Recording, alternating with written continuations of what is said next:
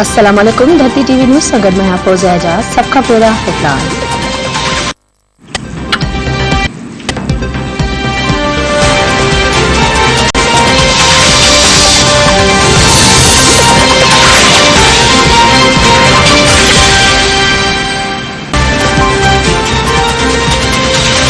Supreme court में speaker की ruling खिलाफ कुछ नोटिस केस ते ॿुधणी जारी है। चीफ जस्टिस उमर बंदियाल की सरबराही में 5 रुकनी बेंच ॿुधणी करे रही है। क़ौमी सलामती बाबत कमेटी के इजलास जा मिनिस्टर सुप्रीम कोर्ट में पेश केस की ॿुधणी कंदे chief justice Umar Ata Bandial remarks ॾींदे चयो आहे त बेअतमादी रिथ ते वोटिंग थियण घुरिजे। हाँ, मुल्क में को भी आईनी बहरान नाहे। स्पीकर बेअतमादी रिथ 28 मार्च ते छो रद्द न कई। जस्टिस एजाज अल हसन रिमार्क्स ॾींदे चयो त वज़ीर आज़म सूरतहाल जो फ़ाइदो वठंदे असेंबली टोड़े छॾी। चीफ जस्टिस पुछाणो कयो त वज़ीर आज़म आर्टिकल 58 जे हदुनि खे टोड़ियो, उन जा कहिड़ा नतीजा निकिरंदा। जस्टिस मजहर आलम चयो आहे त सुप्रीम कोर्ट आइन जी मुहाफ़िज़ आहे। छा हू हिते वेही गैर आइनी कम करण ॾियनि। केस की ॿुधणी लाइ रज़ा रब्बानी, फारूक इनायत, नवीद कमर, नईम बुखारी, बाबर अवान, अटॉर्नी जनरल ख़ालिद जावेद और आज़म सवाती सुप्रीम कोर्ट पहुता।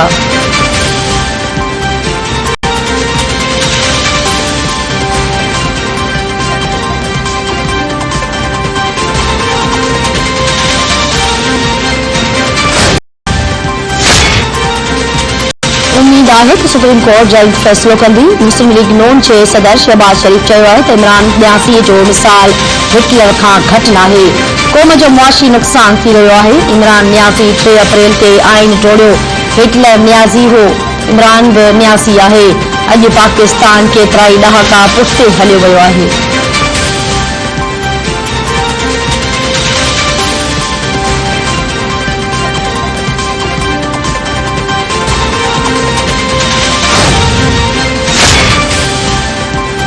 आचर का अज ताईं सॼो मुल्क मुअत्तल थियल है। उम्मीद है कि अज असांजूं असेंबलियूं बहाल थींदियूं।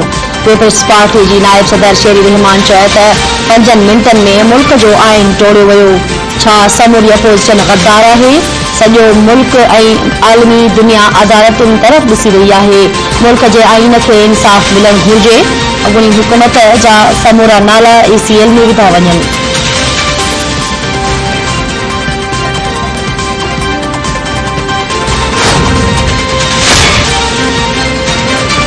स्पीकर की रूलिंग हतमी हूंदी है। गडियल अपोजिशन चवे पई स्पीकर आइन की भञगड़ी कई। PTI अगवान शाह महमूद कुरैशी चयो है कि अज संदन वकील दलील मुकम्मल कंदा। लगे तो अहम केस की अज आखिरी ॿुधणी है। कुछ मानू चवन पिया हथ जाली है।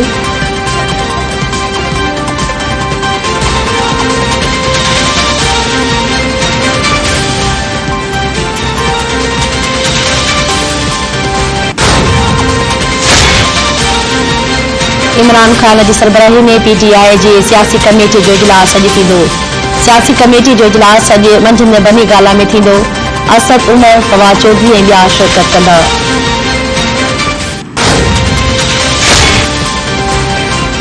कराची समेत सिंध में CNG स्टेशनूं 3 ॾींहनि लाइ बंद।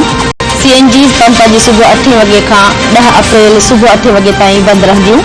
फ़ैसिलो रिहाइशी इलाक़नि में गैस की खोट पूरी करण लाइ कयो वियो।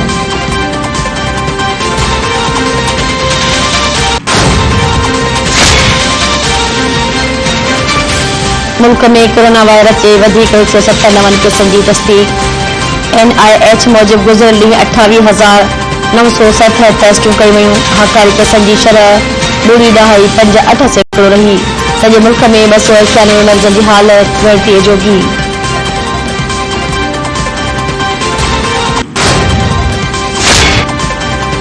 गंबद भरसा टालर डाटसन में टक्कर सबब नौजवान हयाती विञाए वेठो।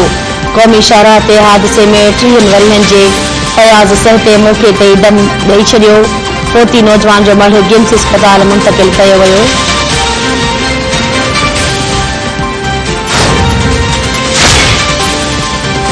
शहीद बशीर खान कुरैशी की 10वीं वरसीअ जी मल्हाई पई वञे।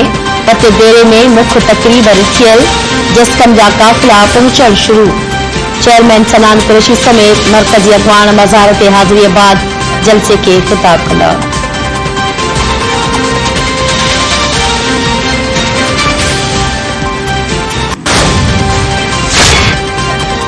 डॉलर जी ऊंची उॾाम, रुपए जे क़दर में लगातार घटिताई। डॉलर 188 रुपयनि जो थी वियो। मार्च जे पहिरें हफ़्ते में डॉलर जी क़ीमत में 10 रुपयनि जी वाधाई।